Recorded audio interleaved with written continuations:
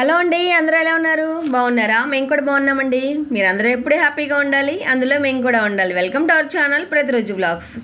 మా పాత గ్రైండర్ని ఎలా కొత్త దానిలోగా చేస్తున్నానో ఒకసారి చూడండి. కింద రూమ్లో ఉంది పాత గ్రైండరు.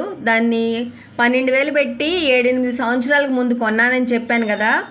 బెల్ట్ కొంచెం లూజ్ అవ్వడం వల్ల దాన్ని పక్కన పడేసాము. బెల్ట్ వేసిన తర్వాత వాడదామనేసి బెల్ట్ కాస్త లూజ్ అయింది. ఇంకా అలా 2 ఇయర్స్, ఇంకా 2 సంవత్సరాలు అది కిందే ఉండిపోయిందండి. మేము బయట వేయించుకొస్తున్నాము.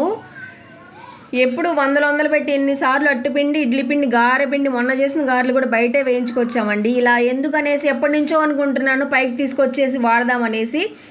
ఇవాళ వర్షం పడడంతో నాకు సెలవు వచ్చింది. షాప్ ఉంది, నేనే సెలవు పెట్టేశాను అనమాట. ఇంట్లో ఉన్నాను. ఇలా మనం బ్యాలెన్స్ పెట్టిన పనులన్నీ పూర్తి చేసేద్దామనేసి మా పాత గ్రైండర్ని కొత్తగా మారుద్దామనేసి చూడండి, ఇలా మా బొడ్డోని కష్టపెట్టి తీసుకొచ్చి పైన పెట్టామండి. చూడండి ఎలా మురికి పట్టి ఎంత చండాలంగా దుమ్ము అంతా పడిపోయి ఎలా ఉందో. ఇంకా పైన పెట్టేసేద్దాము, చక్కగా వాడేసుకుందాము. ఆల్రెడీ కొత్త బెల్ట్ తీసుకొచ్చి వేసేసామండి. ఇలా మురికి పట్టిన గ్రైండర్ని కొత్తగా మార్చేసి మనం పిండి అయితే ఇంక నుంచి మనం ప్రతిరోజు వేసుకుందామనేసి ఇలా అయితే స్టార్ట్ చేశాను పని. వర్షం వచ్చి వెలిసింది. ఇంకా మొత్తం కడిగేసి గ్రైండర్ని తుడిచి ఇల్లంతా నీట్గా పెట్టేసేస్తున్నాను గిన్నెలతో మేసి. చూడండి, ఫస్ట్ అయితే మా మెట్లతో స్టార్ట్ చేశాను. తర్వాత గ్రైండర్ని నీట్గా తుడిచేసాను, మంచిగా లోపలికి కడిగేసాను. చూడండి ఎంత క్లీన్గా ఉందో. ఇందాక చూసారుగా దుమ్ము పట్టి ఎలా ఉందో. ఇప్పుడు చూడండి, అరగంట సేపు దీన్ని రుద్ది స్టీల్ పీచు పెట్టి బాగా గిన్నెలతో తోమితే ఇంత మంచిగా వచ్చింది, చక్కగా తెల్లగా మల్లె పువ్వులాగా వచ్చిందనమాట.